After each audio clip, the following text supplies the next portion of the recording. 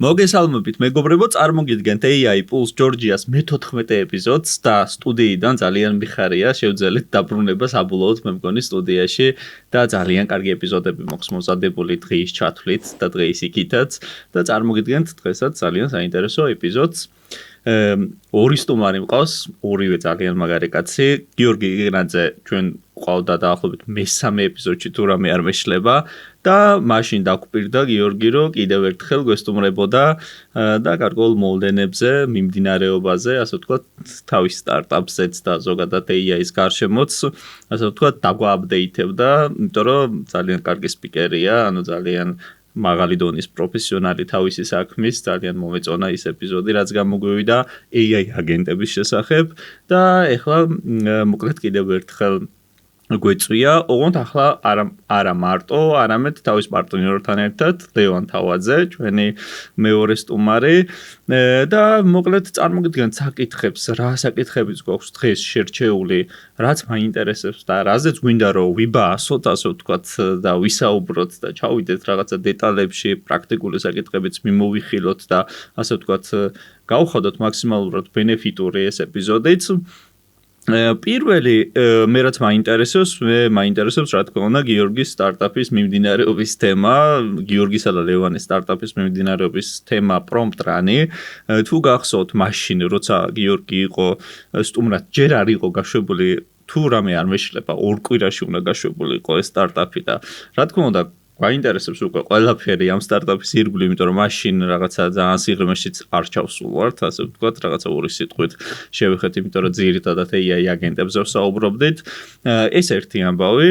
მეორე ამბავი მაინტერესებს, ასე ვთქვათ, ლევანს აქვს კიდევ სტარტაპის იდეა, რომელიც უნდა დალანჩოს უკვე გაუშვას და ეს შეეხება ხელოვნური ინტელექტი გეიმინგში, ანუ თამაშებში და ამ თემას მე პრინციპში არასდროს არ შევხვები ვარ. დიდი გეიმერი, მოდი გულწრფელად ვთქვათ, მე არ ვარ, პატარა მცირე გამოცდილებების მიუხედავად არ ვარ, თუმცა როგორც თემა მაინტერესებს ძალიან და და ასე ვთქვათ, რაღაცა ძალიან ბევრი იდეა მაქვს და რაღაც ბევრი ფიქრი მაქვს ამ თემის გარშემო, ბევრიც წამიკითხავს, ბევრიც მიყურებია და მინდა რომ რაღაცა ძალიან კომპეტენტური აზრი მოვისმინო და თქვენც მოვისმინოთ ამის ირგვლივ საერთოდ რას ეხება საქმე და მომავალი როგორია ხელოვნური ინტელექტისა და გეიმინგის შორის კავშირი და ასე შემდეგ და მესამე პუნქტი ზოგადად მიმდინარე აპდეითები, განახლებები ხელოვნური ინტელექტისა და აგენტების ირგვლივ, ასე ვთქვათ, და რაღაცა მნიშვნელოვან საკითხებს მიმოვიხილავთ, რაც მიმდინარე საკითხებია და ასე ვთქვათ, შევავსებთ ეპიზოდს მრავალი სხვა საკითხით. მოკლედ, შეგვიძლია დავიწყოთ. პირველ რიგში ძალიან დიდი მადლობა. რომ მოხვედით ასე ორი ადამიანი ერთდროულად შეწუხდით და მოხვედით ჩვენს ეპიზოდში და შეგვიძლია დავიწყოთ პირველ რიგში Prompt Run-ი რა შვება, ეს რო გითხრა გიორგი. Prompt Run-ი დალონჩეთ ზუსტად 2 კვირაში, როგორც აქ ფულს ვილაპარაკეთ, გაუშვით 16 ივნისი იყო customer focused პროდუქტი იყო, მაშინ როგორც ვილაპარაკეთ, იყო ის რომ ნებისმიერ ადამიანს შეეძლო რაღაც თავისი ცოდნა დომეინ ექსპერტიზა დაეწერა ანუ პრომპტის სახით და მიკრო AI ეფებად ასე ვთქვათ გაეყიდა. თუმცა გაუშვით თუ არა რაღაც მეორე თუ მესამე დღესვე დავიწყეთ პივოტინგი და წავედით B2B მიმართულებით ანუ ორგანიზაციების მიმართულებით, იმიტომ რომ იმ პერიოდში სანამ დავილონჩებოდით, მაგამდე ბევრი ორგანიზაცია შეგვეხმიანა და დაინტერესებული იყო ძალიან AI-ის ინტეგრაციის მიმართ და როგორ შეეძლოთ რომ AI გამოეყენებიათ თავიანთ workflow-ში, ავტომატიზაციები და ასე შემდეგ. მან ესე ბუნებრივად დავინახეთ მოთხოვნა მაგ მიმართულების და გადავწყვეტეთ რომ ეს B2B solution-ი გავაკეთებინა იმის მაგივად რომ ყოფილიყავით B2C კომპანია.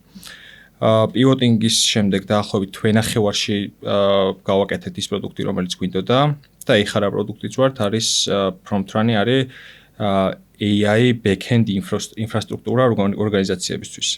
რას ნიშნავს ეს? ორგანიზაციებს აძლევს საშუალებას Prompt Run-ი, რომ პრომპტების მენეჯმენტი კონდეთ ცენტრალური ადგილიდან, ჩვენი დაშბორდის საშუალებას გაძლევს, რომ პრომპტები გეწეროს ცენტრალურ ადგილას, კოდში კონდეს უბრალოდ გამოყენებული ჩვენი ბიბლიოთეკა, ასე ვთქვათ, რომელიც დაკავშირებულია ჩვენ central backend-თან, core-თან, რაც გვაქვს ჩვენი Prompt Run-ის. და როდესაც dashboard-ზე პირობითად რაღაც prompts და-update-ებ, იმის მაგივრად, რომ ეხანდელი workflow რაც არის, რომ prompt-ი და-update-ა developers უნდა მიცედა, developer-მა უნდა ჩადოს კოდში და მერე კოდი დაიბილდოს თავიდან და წავიდეს production-ზე, მაგის-მაგივად წამიერად განახლებადი სისტემა არის და რეალურად მან დეველოპერის დროის, ასე ვთქვათ, მას ვაკეთებთ, რა ქვია, ოპტიმიზაციას ვაკეთებთ იმისთვის, რომ რაც შეიძლება მალე და მალე მოხდეს იტერაცია ამ AI ფიჩერების და პროდუქტების. ამასთან ერთად ვაზრებთ საშუალებას, რომ არსებულ ბაზარზე რაც კი LLM მოდელები არის, ყველაფერი ჩაებან ერთი ინტეგრაციით, ანუ პირობითად ორგანიზაციამ დღეს თუ დაინტეგრირა OpenAI-ის API და იყენებს OpenAI-ის კონკრეტულ მოდელებს და გადაწყვიტა, რომ აი მოდი Claude ხوارცადო ან Gemini ხوارცადო, იმის მაგივრად რომ თავიდან გააკეთოს ინტეგრაცია, ჩვენი ინტეგრაციით შეუძლია რომ ნებისმიერი სხვა მოდელი ერთ წამში შეცვალოს და გამოიყენოს სხვა მოდელი. ძალიან საინტერესო გამოხმაურება მოყვა მე ბიზნესებიდან, ბევრ ორგანიზაციას ველაპარაკებით, სხვადასხვა მიმართულებით რადიკალური განსხვავებული ბიზნესები არიან და ხო, ნუ აი ერთი მანდ კიდე ცალკე ის დავინახეთ, რომ მხოლოდ ეს prompt management-ის tooling-ი და AI ინფრასტრუქტურა საკმარისი არ იყო საქართველოს ბაზარზე. მაგიტომ მაგასთან ერთად ვთავაზობთ სერვისებს. ეგ იმას ნიშნავს, რომ რეალურად ორგანიზაცია მოდის ჩვენთან, გვეუბნება, რომ აი ამ კონკრეტული არეალის ავტომატიზაცია გვინდა AI საშუალებით, ან AI agent-ი გვინდა, ან AI workflow გვინდა, ან ნებისმიერ სახის AI ინტეგრაცია და მაგაში ვეხმარებით, ჩვენ თიმი ეხმარება, რომ ეს custom solution-ი გაუმზადოს და იყენებენ ჩვენ ინფრასტრუქტურას, როგორც ასე ვთქვათ, backbone-ს ამ მთლიანი სისტემის. ძალიან საინტერესო გადაწყვეტა გამოვიდა ჩემი აზრით და ანუ გააფართოვეთ ცოტა, შეცვალეთ. შევცვალეთ კი, იმიტომ რომ მივხვდით, რომ ბევრ ორგანიზაციას უბრალოდ რაღაც 90% ვისაც ველაპარაკეთ, ანუ ყველას აქვს ეს შეგრძნება, რომ ხვდებიან, რომ არ უნდა ჩამორჩენ ახალ რევოლუციას, ასე ვთქვათ, რომელიც AI-ის მიმართულებით არის და ყველას უნდა რაღაც ერთი პატარა ნაწილის რაღაც AI-ის ინტეგრაცია და რაღაცის ავტომატიზაცია AI-ის საშუალებით. მაგაში ვეხმარებით, იმიტომ რომ ბევრს აქვს ხოლმე პრობლემა, რომ შიდა domain expertise არ აქვს AI-ის, ან რესურსი არ აქვს დეველოპერების იმის, რომ წავიდნენ და ისწავლონ და დაინტეგრირონ. ძირითადად ალბათ მაგას ვიტყოდი, რომ უფრო იმ ორგანიზაციებს ვეხმარებით, ვისაც ექსპერიმენტები ჭირდებათ და ჩვენ შევდივართ მან და მაგ ექსპერიმენტების განხორციელებაში ვეხმარებით. და საბოლოო ჯამში მე ვფიქრობ მაინც, რომ აი რაღაცნაირად გამოიკვეთა ისე დრო და ვარიანტი, რომ რაღაცა B2C-ზე მეტად AI-ის ირგვლივ რაღაცა B2B უფრო გახდა ეხა აქტუალური, რადგანაც რაღაცა დროის გავალასთან ერთად, აი რაღაცა hype-მა ჯერ არ გადაიარა, რა თქმა უნდა, ეს თემა მთლიანად hype-შია და კიდე кайხანი იქნება, მაგრამ რაღაცნაირად დაიწყო კითხვების დასმა უკვე იმის თაობაზე, რომ კი, ამხელა ინოვაციები რო არის, ეს ყველაფერი როგორ ითარგმნება ჩვენს ორგანიზაციულ კონტექსტში და მერე რა შედეგებია, რა პრაქტიკული გამოსავლებია და ამ კითხვებს სჭირდება, რა თქმა უნდა, პასუხები და აქედან გამომდინარე, მე არ ვიცოდი ეგრეთ უწახოდეთ, მე ვფიქრობ, რომ идеალური shift-ია ეგ და идеალური გადახრა, ასე ვთქვათ, საკითხიდან, რომ ის მთავარი თქვენი ფუძემდებლური იდეა რაც იყო, ის მაინც იყო B2C ძალსახად, რომ ადამიანები უნდა ყოფილიყვნენ ჩართულები და ფაქტია გამოიკვეთა, რომ ჯერჯერობით ეგ მთლად მომწიფებული ჩვენს ქვეყანაში ყოველ შემთხვევაში არ არის. მე მგონი თქვენ უმიზნებდით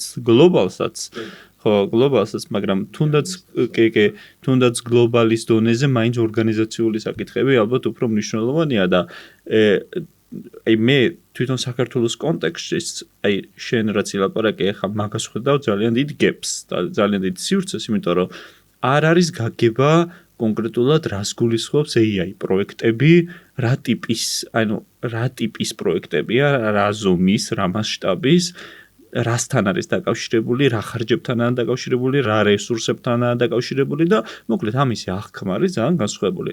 დამერწმუნოთ, რომ არსებობს საქართველოში ორგანიზაციები სხვადასხვა, რომლებიც AI პროექტის ორგანიზაციაში დანერგვაში მოიაზრებენ იმას, რომ თავიანთი თანამშრომლები ChatGPT-ს ეკითხებოდნენ რაღაცას. ანუ ხო გამიგე რა, მე აი დაღეჭვა მიყვარს რაღაცების და რაღაცა მრავალჯერ გადაღეჭვა და აი ყველაფრისთვის ხაზგასმა რა. ბევრი ორგანიზაცია ფიქრობს, რომ აი მანდ მთავრდება AI თუ რაღაცა სამ tools იყიდიან და იმას რაღაცა თანამშრომლები რაღაცებისთვის გამოიყენებენ, მორჩა ეგ არის AI-ის ინტეგრაცია და სინამდვილეში ეს არის საერთოდ დასაწყისი ჩემზე ბევრად უკეთ თქვენ იცით ეს რასაც ნიშნავს ეს აი არაფერი არ არის ფაქტობრივად რაღაცა აი ძალიან სავალდებულო რაღაცა რაც ისედაც ცხადია მაგას ინტეგრაცია არ სჭირდება ცხადია რომ ეგრე უნდა იყოს ხო და ეგ ჩავარდნა არის რაღაცნაირი იცი რა არის კიდე ძალიან საინტერესო რაღაცას რასაც მუშაობის დაწყებიდან მალევე მივხვდით რომ დაუშვათ ახლა ჩვენი ვერტიკალური კონკურენტები რა ვუქოთ არის მაგალითად ნებისმიერი HR აგენტი მაგალითად არ ვიცი customer service ავტომატიზაცია ის აგენტი გთავაზობს უკვე ready made solutions ანუ ერთი solution-ი არის და ის ერთი solution-ი არ უნდა იყიდო ან არა მაგრამ ჩვენ რეალურად საშუალებას ვადლებთ რომ ბიზნესებმა გჯერა იმისი რომ ბიზნესებმა თვითონ უკვე იციან როგორ უნდა გამოიყენონ LLM-ი და თავიანთი შიდა know-how მაგაზე კარგად არავინ არ იციან და ჩვენი პლატფორმა რეალურად საშუალებას აძლევს რომ არატექნიკურმა თიმებმაც system prompt-ებით და user prompt-ებით ეს know-how გადმოთარგმნონ და მოარგონ თავის ბიზნესს და არა რაღაც ერთი solution-ი იყოს რომელსაც ან იყიდიან ან არა. აი ხო არ შეგიძლიათ რომ აი რაღაცა თქვენი კატეგორიზაცია შემომთავაზოთ აი ამ პროექტების აი დაახლოებით რა მასშტაბებზეა საუბარი რაღაცა 2-3 კატეგორია რომ მაგალითის სახით რომ წარუდგინოთ ჩვენ ძალიან ბევრი ორგანიზაციის წარმომადგენელი გვიყურებს მენეჯმენტიდან და აი რომ გავარკვიოთ ზუსტად რას გულისხმობს აი უფრო მარტივი ენით რო აუხსნათ რას გულისხმობს აი ერთ-ერთი მაგალითი არის მაგალითად რომ AI chatbot-ის აწყობა, რომელსაც ეკნება რაღაც კონკრეტული domain knowledge, კონკრეტული მიმართულებით და პლუს ეს ცოდნა აპდეიტდება. პირობითად შეიძლება იყოს რომელიღაც online მაღაზია, რომელსაც შეიძლება კონდეს რაღაც კონკრეტული სტოკები, სადაწვდიან საქართველოს ან სოფლიო მასშტაბით, shipping-ის ფასები, ასე შემდეგ. პლუს მარაგში რა პროდუქტი არის რაზომები არის და ასე შემდეგ. ანუ რეალურად chat იმის მაგივრად რომ user-ი ადგეს და საიტზე მოძებნოს კონკრეტული რაღაც მაისური ან რაღაც პიჯაკი ასე შემდეგ. მაგის მაგივრად შეგიძლია რომ chatbot-ს ელაპარაკო პირდაპირ. რაც მოგცეს ვარიანტები ამ ზომაში ფილტრაციას აღარ აკეთებ ხელით. ეგ არის მაგალითად პირობითად ერთ-ერთი მაგალითი რაც chatbot-ებზე ჯერ კონსალტინგზე ვართ რა გადავსვათ იმპლემენტაციის ნაწილზე. მეორე ნაწილი არის პირობითად შიდა სეილების და მარკეტინგის ავტომატური რეპორტინგი რო პირობითად როგორი კარგი კვარტალი იყო ან მაგალითად როგორი წარმატებული მარკეტინგ კემპეინი იყო ბოლო გაშვებული და რა ფაქტორები უნდა გაითვალისწინოს და ამის რეპორტს აძლევს იმ ადამიანს ვინც პასუხისმგებელია პირობითად მთლიან მარკეტინგ კემპეინზე და ასე შემდეგ. ანუ რეალურად ესე ძალიან კონკრეტული მიმართულება არ გვაქვს ნებისმიერ ადგილას შევდივართ სადაც ავტომატიზაცია ჭირდება AI-ის საშუალებით, მხოლოდ ავტომატიზაცია არა. ავტომატიზაციები იგულისხმება პლატფორმებზე, უშუალოდ სადაც AI აგენტები შეიძლება გაკეთდეს, მაგრამ სადაც საჭიროა უკვე რაღაცა მონაცემთა ბაზა და რაღაცა ამასაც თქვენ აკეთებთ თუ არა, ძირითადად ისე მივდივართ, რომ უკვე რაღაც მონაცემები აქვთ, თავიანთი რაღაც ინფრასტრუქტურა აქვთ გამართული და ჭირდებათ მაგ ყველაფრის აი რაღაც დატა მოდის პირობითად მონაცემთა ბაზა აქვთ, ინფრასტრუქტურა გამართული აქვთ და რაღაც დატა მოდის და მაგ დატას ჭირდება ერთი ადამიანი, რომ დახარჯოს 4 საათი კვირაში ერთხელ, რომ ხელით გადახედოს და მაქედან რაღაც ინფორმაცია ამოკრიბოს, ან რაღაც summary დაწეროს, ან რაღაც კონკრეტული დატა გამოიყვანოს იმ რაღაც რეზულტატიდან. იმის მაგივრად რომ ადამიანი 4 საათი დახარჯოს, შეგვიძლია ჩვენ შევიდეთ მან ზუსტად მაგის AI ავტომატიზაცია გავუკეთოთ. ანუ ეგრე უყურებთ ხოლმე საწყის ეტაპზე რომ დავიწყოთ პატარა მოდულით რომლის საპილოტო ვერსია შეგვიძლია რომ გაგიკეთოთ იმიტომ რომ შეიძლება საერთოდ არ ჭირდებათ AI ავტომატიზაცია. ვცდილობთ რომ ეგ რაღაც AI მოდული ავუწყოთ საპილოტო, ვნახოთ თუ იმუშავებს ისე როგორც მაგათ უნდათ და თუ მიხვდებია რომ AI ავტომატიზაცია უზოგავს დროს და რესურსებს, მაგ შემთხვევაში მე შეიძლება გადავიდეთ სხვა მოდულზე, სხვა მოდულის ავტომატიზაციას გავუკეთოთ. იცი რა მე ვფიქრობ რომ აი ეს მონაცემთა დაკავშირებული პრობლემაც ბევრ ორგანიზაციაშია ესე შეკრებილი დაწყობილი ასე ვთქვათ რომელიც თქვენამდე უნდა მოვიდეს მე შემდეგ უკვე გამოსაყენებლად და ხო აი ცალკე თემა კიდე მე ეს ხო ცალკე ვექტორებად უნდა იყოს ანუ ვექტორული ბაზა უნდა არსებობდეს რომელიც გამოიყენება უკვე თქვენ ავტომატიზაციის დროს AI აგენტის დროს და მე მგონი მანდაც სერიოზული პრობლემაა რა იცით, აი ძალიან საინტერესო პოსტი ვნახე LinkedIn-ზე, რომ რეალურად აი Microsoft 98-ს ხონდა მე მგონი ეს Copilot-ი რო იყო, კლიპი რო ერქვა. ანუ რეალურად ეგ თავის საქმეში, თავის ვერტიკალში უფრო ჭკვიანი არის ვიდრე დღევანდელი სიტყვაზე GPT-4.5, იმიტომ რომ GPT-4.5 არის general purpose მოდელი. ანუ ყველაფერს აკეთებს კარგად, მაგრამ იმ კონკრეტულ task-ში, ანუ მაგ დროს deterministic სისტემებს იყენებდნენ, რომ გაწვრთნილი არის ეს კლიპი, რომ მაქსიმალურად იმ არ ვიცი Word-ი იქნებოდა თუ Excel-ი, იქ რასაც მუშაობ, იმაში უფრო კარგად დაგეხმარება ვიდრე ChatGPT. და რეალურად მაგ ხედვაზე დგას თველი ჩვენი პროექტი, რომ აი დატაო რო ახსენეთ, რეალურად ყველაზე კარგი პროდიუსერი თავისთვის მოსახმარი დატის ისევ არის ის ბიზნესი, ვინც AI უნდა დააინტეგრიროს და არა რომელიმე კონკრეტული AI მოდელი. და რეალურად ჩვენი პლატფორმა მაგის საშუალებას აძლევს ბიზნესებს, რომ თვითონ გაერკვენ და თვითონ fine tuning-ი გაუკეთონ მოდელს არა ტექნიკურმა ხალხმა, არამედ natural language-ით და system prompt-ებით. ანუ კონკრეტულ user case-ებში, ასე ვთქვათ, და კონკრეტულ გამოყენებებში. რა თქმა უნდა, ეხლა მე ჩვენც რო ბევრ კომპანიასთან გვექნება თანამშრომლობა, ამ vertical know-how-ს შევიძენთ და ჩვენი პროდუქტის ოპტიმიზაციასაც შევეცდებით vertical-ურად. მაგრამ ამ ეტაპზე მხოლოდ გვაქვს ეს ანალიტიკის დაშბორდი და playground-ი, სადაც აბსოლუტურად ჰორიზონტალური არის ყველაფერი და ნებისმიერი მიმართულებით შეიძლება წაიყვანო შენი ბიზნესი. გასაგები, იქ დაშბორდი ან კონკრეტულ ბიზნესს გააჩნია თავისი ორგანიზაციას გააჩნია დაშბორდი, ორგანიზაციაში შეიძლება ქონდეს ბევრი პროექტები, პროექტზე შეიძლება დაატო ბიუჯეტის ლიმიტი, რომელი მოდელი გამოიყენოს, ან შეიძლება ყველა მოდელზე წვდომა მიცე.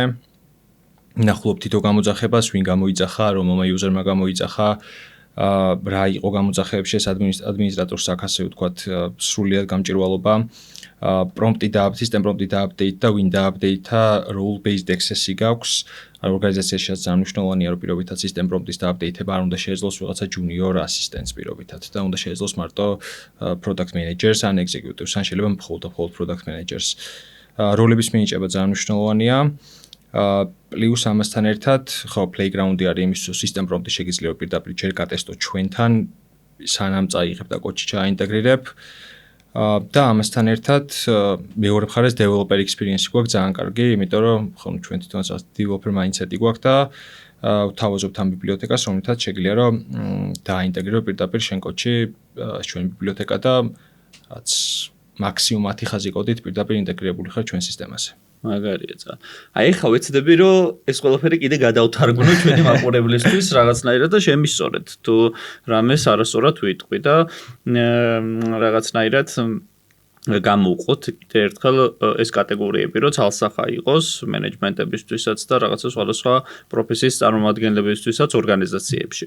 მოკლედ, ჩვენ არ ვსაუბრობთ იმაზე, რომ რაღაცა ადამიანები ერთჯერადად ხელოვნურ ინტელექტს იყენებენ ორგანიზაციაში. აქ საუბარია უკვე რაღაცა სრულყოფილ დაწყობილ ორგანიზებულ პროექტებზე, როცა ორგანიზაციებში უკვე ყველაფერი მოწესრიგებულად არის რა. მოდი ასეთი რაღაცა გავაკეთოთ, რომ პირველი კატეგორია ალბათ უფრო რაც გამოიყოფა ეს და რაზეც გიორგი საუბრობდა და თუ რამე შეცდომით ვიტყვი აუცილებლად შემისწორებს. ეს არის რომ თვითონ ხელოვნური ინტელექტის მოდელებს, API-ებს რო იყენებენ ორგანიზაციები, ასე ვთქვათ, სხვადასხვა დანიშნულებით, ეს რაღაცნაირად ამას მოწესრიგებული სახე სჭირდება ამ ყველაფერს, რადგანაც თუ ორგანიზაციულ საკითხებზე, ანუ ერთ დეპარტამენტში თუ ერთი მიზნით იყენებს სხვადასხვა თანამშრომელი ხელოვნურ ინტელექტს, ხო აბსურდია რომ რაღაცა სხვადასხვა user-ი იქნება, მაგრამ სხვადასხვა სივრცე არსებობდეს მთლიანად რა, ანუ ერთი დანიშნულებით არის ეს ხო არ არის რომ მე ჩემი საქმისთვის ვიყენებ და შენ ორგანიზაციისთვის, ეს არის ერთი დანიშნულებით. შესაბამისად მე როგორც მივხვდი, ეს სტარტაპი უკვე გვთავაზობს გიორგის სამუშაოდან გამომდინარე, გვთავაზობს უკვე რაღაცა გაერთიანებულ სივრცეს, სადაც ეს ყველაფერი იქნება მოწესრიგებული და მიწვდომადობა ხელოვნური ინტელექტის რესურსების იქნება რაღაცნაირად ცენტრალიზებული ორგანიზაციისთვის და მაქსიმალურად კომფორტული. ეს არის ერთი მნიშვნელოვანი მომენტი, რაც გვაქვს ხელთ და საერთოდ მნიშვნელოვანია ჩვენთვისაც, რომ ვიცოდეთ, რომ აი საერთოდ რო არ არსებობდეს გიორგის ორგანიზაცია და გიორგი, რომ ასეთი რაღაცა საჭიროა ორგანიზაციისთვის. მეორე ვარიანტი ეს არის უკვე ასე ვთქვათ, რაღაცა საკითხების ავტომატიზაციები ორგანიზაციის შიგნით. მე საერთოდ დღეს ვამბობდი, რაღაცას ვესაუბრებოდი და მე საერთოდ იმედი მაქვს, რომ ძალიან მალე მოვახერხებთ, რომ მთლიანი დეპარტამენტები ავაწყოთ მთლიანად ავტომატიზირებული რა. ეს არის ავტომატიზირებული პროცესები, უბრალოდ ეს ავტომატიზირებული პროცესები შეიძლება იყოს ძალიან პატარა, მოკლე და შეიძლება იყოს ძალიან დიდიც, ხო? ეს საუბარი ხო არ არის, რომ მარტო იმაზე, რომ რაღაცა ვიღაცა ერთ-ერთი დეპარტამენტის ხელმძღვანელს იმეილი მოსდის და იქ რაღაცა ავტომატური რეპლაი გავაკეთოთ ან რაღაცა ესეც იგულისხმება ამაში, მაგრამ აქ შეიძლება კიდე უამრავი რაღაცის ავტომატიზირება და ძალიან გრძელი workflow-ების აწყობა და ამას სჭირდება რა თქმა უნდა ექსპერტიზა და პროფესიონალური ჩართულობა და რა თქმა უნდა ერთმანეთთან დალინკვა, ანუ ერთმანეთთან რაღაცნაირად მიბმა და გადაბმა, რომ სხვადასხვა დეპარტამენტებში ესაწყობილი workflow-ები რაღაცნაირად ერთმანეთთან კავშირში იყოს. ვიღაცა მეუბნებოდა გუშინ, ხო, ერთ-ერთი ჩვენი მომავალი სტუმარი მეუბნებოდა, რომელსაც რამდენიმე ეპიზოდში წარმოგიდგენთ, ასეთ რაღაცას, რომ ორგანიზაციებში ჯერ კიდევ ბუღალტრული აღრეცვის დროსო Excel-ში აქვთ ერთი გვერდი, სადაც არის ERIS-ის დეკლარაციის ფორმა და მეორე გვერდი, სადაც მონაცემებია და ავტომატურად გადადის. ანუ Excel-ს იყენებენ ამ flows-თვის რა და რომ ეს დეკლარაცია გაამზადონ, ასე ვთქვათ, ERIS-ზე ასატვირთი და ხო, აი ასეთი მნიშვნელოვანი საკითხების ესე გადაბმა, დალინკვა და ავტომატიზირება უკვე ხელოვნური ინტელექტის დახმარებით, რითაც ბევრად უფრო გამარტივდება პროცესი, შესაძლებელია და ეს კეთილი და კარგი ხალხი ამასაც აკეთებს. და მესამე მნიშვნელოვანი ინფორმაცია, ანუ ძალიან ტექნიკური საკითხია ეხა ეს, მაგრამ ძალიან მნიშვნელოვანია ძალიან ბევრი ორგანიზაციისთვის, რომ ეს კარგად გაიაზროს, რა არის რაგი და რა არის ეს მონაცემთა ბაზის საჭიროება, ეხა ეს ყველასთვის ცნობილია, მაგრამ კარგად მოწესრიგებული მონაცემების მთავარი აქცენტი და მთავარი მნიშვნელობა რა არის. ძალიან დიდი მსოფლიოშიც და ჩვენს ქვეყანაშიც ძალიან დიდი თემა და ძალიან ბევრი კითხვა ისმევა კონფიდენციალურობასთან დაკავშირებით. და იმასთან დაკავშირებით, რომ ხა ჯერ ერთი რომც ეს არ იყოს კონტექსტ ვინდოუები, ანუ კონტექსტის ფანჯრები, ხელოვნური ინტელექტის ჯერ გაიზარდა, მაგრამ მაინც არ არის იმხელა, რომ რაღაცა ხა ეს ჩვენი მთელი მონაცემები სულ უტირთოთ და იქიდან მოახდინოთ ყველაფერის ავტომატიზაცია ეს ერთი და მეორე მართლა უსაფრთხოებას ეხება საქმე და კონფიდენციალურობას ეხება საქმე. აქედან გამომდინარე ძალიან მნიშვნელოვანია AI პროექტები, ასე ვთქვათ, RAG სისტემაზე დაფუძნებული და სრულიად ავტომატიზირებული AI აგენტების ჩართულობით.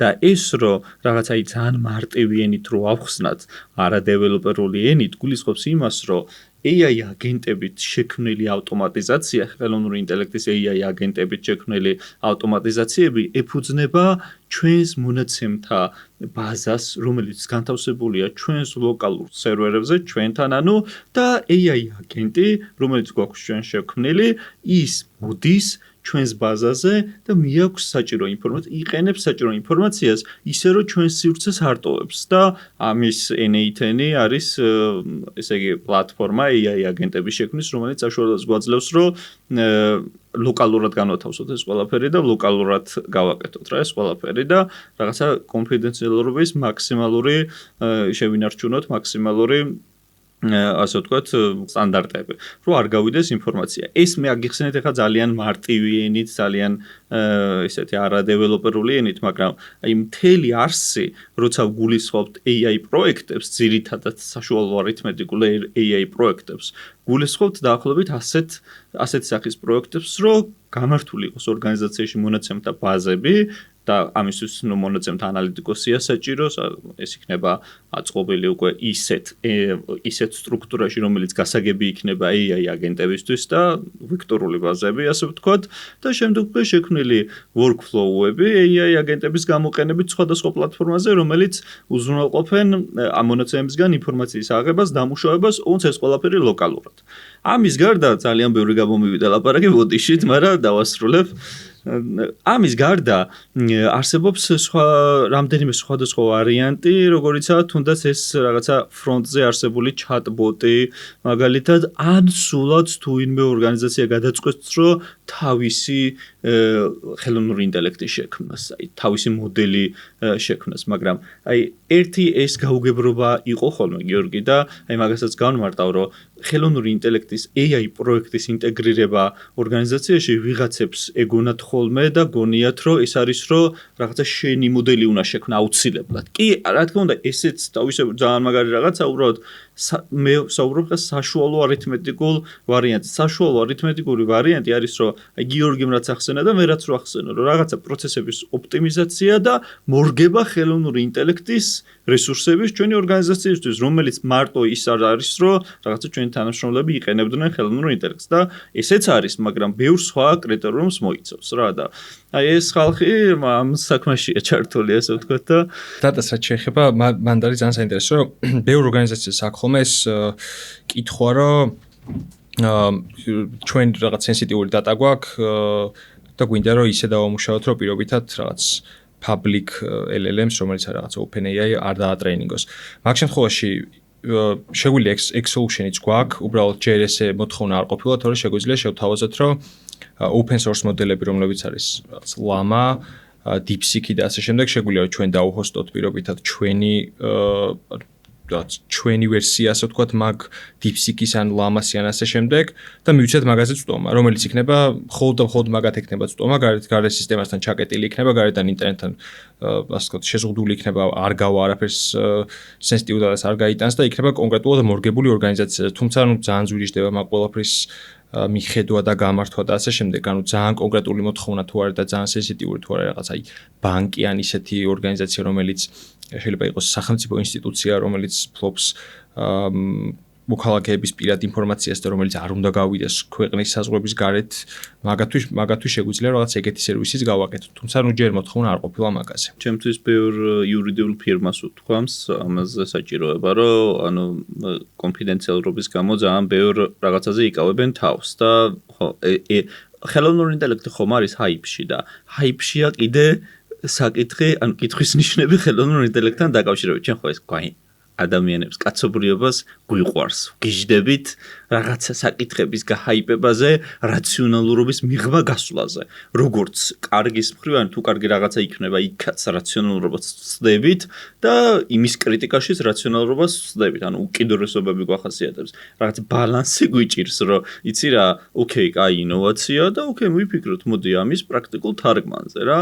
აქ ამ შემთხვევაშიც ძალიან გაცნელი ვიღაცები არიან, რომ აი გადამკვდარი არიან ამ თემაზე, მიაჩნიათ, რომ მორჩა სამყარო, ანუ საშინელი თემაა და პირიქით ხალხია, რომელიცაც აი ტოპ ჰაიპშია და ისინიც გამწდრები არიან, ასე ვთქვათ, რაღაცას აზურებს რა. რეალურად ხალხს უყვარს ეს ჰაიპი, იმიტომ რომ ხა 90-იანების ბოლოდან რო შევხედოთ, რაც .com ბაბლი იყო, მაგის მერე რო ნახეს, რომ ესეთ სკეილზე ხალხმა ფული იშოვა, მერე ახალი ტექნოლოგია როცა გამოვიდა ბლოკჩეინი იგივე იყო და ეხლა ალბათ რაღაც დონეზე იგივე არის AI-ზეც. რომ ყველას უნდა რომ ამ ჰაიპის იმას მოახდეს და რაც შეიძლება მეტი ფული გააკეთოს. მაგრამ რეალურად აი თქვენ ახსენეთ წერან რა მოდელების წარმოება არის სულ ალბათ ესე უხეშად რო თქვა დიდი ბიჭების თამაში არის რა იმიტომ რომ სულ ალბათ 10 კომპანია არის რომელიც დგას რისერჩერებზე ეხა ამ ზაფხულში ნახეთ მეტამრეები აკეთა რამხელა კონტრაქტები მიცა რისერჩერებს რომ უბრალოდ იმდენად პატარა არის ეს რისერჩერების მარკეტი რომ ანუ ფინანსურად უგვირდა რომ ამ რისერჩერებისთვის სიტყვაზე 200-300 მილიონიანი კონტრაქტები გადაიხადა რომ long run-ში იქნებ მეტას მოდელი უკეთესი ყოფილიყო მაგრამ აი არა tech native ბიზნესებს და ზოგადად ყველა ბიზნესს ვისაც უნდა LLM-ების ინტეგრაცია ოპტიმალური გზა არის ახლა fine tuning მოდელის და არა მოდელის შექმნა. ანუ რეალურად მე რო ვარ სიტყვაზე არ ვიცი რა კომპანიაც არ უნდა ვიყო ყველაზე დიდი ასეტი რაც შეიძლება მქონდეს AI ერაში არის ჩემი data.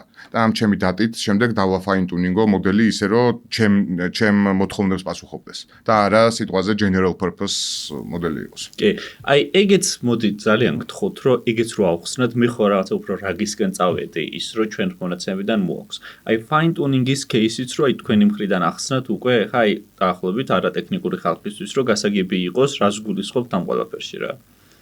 აი მაგალითად აი არ ვიცი აი მედიცინა ძალიან სენსიტიური ის არის, მაგრამ ველკარგ მაგალითს მოვიყვან, რომ სიტყვაზე არ ვიცი, მე რო გავცივდი ChatGPT მეუბნება რომ ოპტიმალური შენთვის არის რომ დალიოც ხელი ჩაი.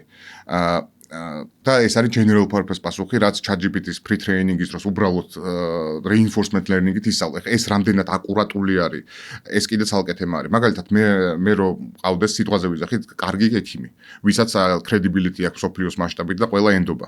მე რეალურად ჩემ მოდელს დავაფაინტუნებდი და system prompt-ად გავუწერდი deterministic სისტემას, თუ მაგალითად ადამიანი გაცივდა, ყველაზე კაი გზა არის რომ რაღაც X წამალი დალიოს და ამას დავამარკეტებდი სიტყვაზე ვიზახი როგორც აი ამ ექიმის ნარჩევი მოდელი. რეალურად შეიძლება ეს მოდელი უკეთესად გაყიდულიყო ამ ვერტიკალით, ვიდრე ნებისმიერი general purpose დიდი მოდელი. აი რაღაც იმედია კარგად ავხსენე. გასაგები. ხო, ანუ მაინც რო აი გამოვყოთ თუ რაგის შემთხვევაში, ანუ იმ ტექნოლოგიის შემთხვევაში მე რაზეც საუბრობდი, ეს იყო ლოკალურად განთავსებული ჩვენი ბაზა, როცა ხელოვნური ინტელექტი მიდის და აი ამ ბაზიდან გამომდინარე იძლევა პასუხებს, კიდევ უფრო გასაგები რო იყოს მაყურებლისთვის, აი ძალიან ელემენტარული პატარა მაგალითი, რასაც ვაკეთებთ მაგალითად ChatGPT-ს შიგნით custom GPT, ხო? აი ძალიან ელემენტარული ჩვენ უტვირთავთ რაღაცა 5 ფაილს, ან 10 ფაილს, ან notebook ელემენტი, მაგალითად აუტვირთე 10 კანონი და ხელოვნური ინტელექტი მოქმედებს ამ 10 კანონის ირგვლივ მარტო და ამის ირგვლივ. აი RAG ტექნოლოგია დაახლოებით მსგავსი რაღაცაა, რომ ჩვენ ბაზას ვამზადებთ და იმ ბაზაზე დაყრდნობით გვასხობს ხელოვნური ინტელექტი. ხოლო fine tuning-ი უფრო კიდევ რო გავშალოთ საკითხი. ეს არის უბრალოდ მოდელი, უკვე არსებული მოდელი, რაც არის ხელოვნური ინტელექტის გადმოტრენინგება და ჩვენი input-ის, ანუ ჩვენი წვლილის დამატება ზემოდან, ჩვენი რაღაცა მასალების დამატება და ის მოდელიც რჩება და პლუს ემატება ჩვენი დამატებით. აი ეს ძირითადი სხვაობაა რა, ამ ორ რაღაცას შორის და ორივეს აქტიურად იყენებენ, ასე ვთქვათ, ორგანიზაციები და ორივე აუცილებლად საჭიროა ორგანიზაციებისთვის. აი მან ერთს დავამატებდი რომ RAG-ის და fine tuning-ის განსხვავება ჩემთვის როგორ არის და რა შემთხვევაში გამოვიყენებდი RAG-ს და რა შემთხვევაში fine tuning-ს არის ის რომ fine tuning-ს გამოვიყენებდი უფრო იმ შემთხვევაში, როდესაც მოდელმა მინდა რომ რაღაც პირობითად ყოველ ჯერზე ერთ და იგივე data დამებრუნოს. შეიძლება იყოს რაღაც chatbot-ი, რომელიც დავატრეინინგე fine tuning-ით ისე რომ სულ პასუხობს იმ ფრაზებით და იმ სიტყვებით, როგორც პირობითად Elon Musk-ი საუბრობს. პირობითად რაღაც სრულური მაგალითია, მაგრამ სტატიკური data არის, ეგ data არ იცვლება. RAG-ს გამოვიყენებდი იმ შემთხვევაში, როდესაც მაქვს chatbot-ი და პირობითად chatbot-ი არის ჩაბმული მაღაზიის სტოკზე. და მაღაზიის სტოკში იცვლება შეიძლება იყოს რაღაც ფეხსაცმელის რაოდენობა, აისურების რაოდენობა, shipping-ის ფასები, ასე შემდეგ. ანუ როცა უფრო დინამიური data გაქვს და რომელიც უფრო იცვლება ხშირად, ვიდრე მეორე შემთხვევაში, როცა გვაქვს სტატიკური data, რომელიც არასდროს არ იცვლება. RAG-ი არის მაგ შემთხვევაში ძალიან კაი, რომ მიუხედავად იმისა, რომ context window რამდენიც არ უნდა გაიზარდოს, ეგ იმას ნიშნავს, რომ თუ ეს RAG-ის data გადმოვიტანეთ context window-ში, ნიშნავს იმას, რომ system prompt-ი უნდა ცვალოთ, ანუ მაღაზია ვარ და ვყიდი რაღაც 100 მაისური მაქვს სტოკში თავიდან. თითო გაყიდულზე system prompt-ში უნდა დავაპდეიტ, რომ ეხა 100 კი აღარ მაქვს 99 მაქვს და გამოდის, რომ system prompt-ს ვაპდეიტებ ყოველ გაყიდვაზე. და მაგის მაგივრად ვაბავთ RAG-ს და RAG-ში პირდაპირ არის ასახული, პირობითად არის 100 მაისური და როდესაც დააკდება 1.99 ზუსტად იცის, რომ data მოდის ამ RAG-იდან და არა system prompt-ში ზის. ანუ ეგ განსხვავებაა ჩემთვის და ეგ მაგალითი მიყოფს ხოლმე იმ რაღაც მენტალური მოდელი მაქვს, რომ როდის უნდა გამოიყენო RAG-ი, როდის უნდა გამოიყენო fine tuning-ი პირობითად. ვიტყოდი, რომ RAG-ში ტექნიკურად RAG-ში არის უფრო დინამიური data ინახება. და არა სტატიკური. მაგალითად, წიგნი არის სტატიკური data, წიგნი არ იცვლება. წიგნი დაწერილი არის, 300 გვერდი არის და რომელი რამდენჯერაც უნდა იყიდო ერთნაირი წიგნი, და იგივე ინფორმაცია წერია შიგნით. და RAG-ი ამ შემთხვევაში არის დინამიური data, სადაც არის უფრო ისეთი ინფორმაცია, რომელიც ნახდება ძალიან სწრაფად. შეიძლება იყოს მაღაზიის სტოკი, შეიძლება იყოს ავიაკომპანიის ბილეთები, შეიძლება იყოს ნებისმიერი რაღაც ისეთი. კომპანიის მონაცემები ავიღოთ, მაგალითად, აი კომპანიის ფინანსური მონაცემები. კი ბატონო. ამ შემთხვევაში ფინანსურ მონაცემებს წავიღებდი RAG-ში შევინახავდი. და მეორე შემთხვევაში, როდესაც მაგალითად კანონმდებლობა მაქვს, მაგას წავიღებ და fine tuning-ებდი და ისე გამოვიყენებდი, იმიტომ რომ კი, მაგრამ კანონმდებლობაც ხო იცვლება? ნუ ისე ხშირად არ იცვლება რა. ყოველდღიურად ხო არ იცვლება, წამიერად ხო არ იცვლება, იცვლება მაინც უფრო ისე, პირობითად ვთქვათ, თვეში ერთხელაც რო შეიცვალოს, არაფერი ისეთი არ არის და მეორე შემთხვევაში ონლაინ მაღაზია ყიდის წამიერად, წუთიერად რაღაცას და სულ იცვლება და რეალურად ხელით ცვლილება იქნება, მან საჭიროა რაღაც ისეთი სისტემის საწყობა, რომელიც არა scalable იქნება, ასე ვთქვათ. ანუ რეალურად ჩემთვის ეგ გაყოფა არის, თუმცა ხო ჩვეულებრივ შეიძლება გამოიყენო რაგის პირობითად იმაში, რომ რაღაც კონსტიტუცია ჩაწერო და კონსტიტუცია წამოიღო რაგიდან, ანუ პრობლემა მანდაც არ არის უბრალოდ უკეთესი გამოყენებისთვის რაგს გამოვიყენებდი უფრო დინამიურ დატისთვის. გასაგებია. თვითონ მაგ მონაცემების განახლებისთვის ეგ კიდე ცალკე პროექტია, რომ რაგში მონაცემები ახდებოდეს, ეგ ცალკე ავტომატიზაცია თუ მასშტაბს ეხება საქმე უკვე. რა თქმა უნდა, ხა რაღაცა 1, 2, 5 ფაილს თუ ეხება საქმე, არა რა თქმა უნდა, მაგრამ თუ რაღაცა მიმდინარე დინამიურ მონაცემებს ეხება საქმე, ეგეც ხელით მანუალურად ხوار გავაკეთებთ, რომ უნდა წამოვიდეს ავტომატურად რაღაცნაირად და ერთიანდებოდეს ბაზაში. ეს უკვე რომელზეც დაყრდნობით უკვე ხელოვნურ ინტელექტთან ჩვენ ვისაუბრებთ. არა, კიდე არის ბევრი საშუალებები, ანუ ეს რაგი და fine tuning არ არის მარტო რაღაც ორი საშუალება. კიდე შესაძლებელია მაგალითად ჩვენი სისტემა აძლევს ეგეთი ფუნქციონალი გვაქვს, რომ წერ system prompts, სადაც შეგიძლია გქონდეს ცვლადები. მაგალითად system prompts უნები რომ შენ გაქვს x რაოდენობა წიგნები გასაყიდად პირობითად და x-ის value შეიძლება წამოვიდეს კოდის მხრიდან და კოდში შეიძლება ჩამოვიდეს მონაცემთა ბაზიდან, API-დან, user-ის input-იდან, ნებისმიერი დატის წარმოებელი შეიძლება იყოს იქ და ჩასვას ეს ნებისმიერი value. ანუ საბოლოო ჯამში იქამდე მივდივართ, რომ არ არის ერთი უნიკალური გადაწყვეტა იმის, რომ რომელი ტექნოლოგია მინდა გამოვიყენო იმის, რომ agents ან რაღაცა AI features მივცე საშუალება, რომ data წამოიღოს რაღაც გარე third party რაღაც data provider-იდან, ასე ვთქვათ. გასაგებია. ერთი რაღაც ახსენე კიდე გიორგემ, ჩვენ სხვა ეპიზოდებშიც გვითქვამს და კიდე ერთხელ გავიმეორებთ ამ საკითხს, რომ ძალიან დიდი მოთხოვნაა მსოფლიოში open source მოდელებზე, ანუ შეგვიძლია თავისუფლად გიორგემ ნაწილობრივ თქვა და შეგვიძლია AI მოდელები, მათ შორის ChatGPT, რამდენიმე კვირის წინ გამოვიდა ChatGPT OSS, რომელიც შეგვიძლია საერთოდ ლოკალურად გადმოწეროთ ჩვენ სერვერზე და გამოვიყენოთ, ასე ვთქვათ, ჩვენთვის, ჩვენი ორგანიზაციისთვის. ტელეფონზეც კი შეიძლებოდა, როგორც წავიკითხე, გადმოწერა, ანუ პატარა და დიდი მოდელი გამოვიდა ChatGPT-ს.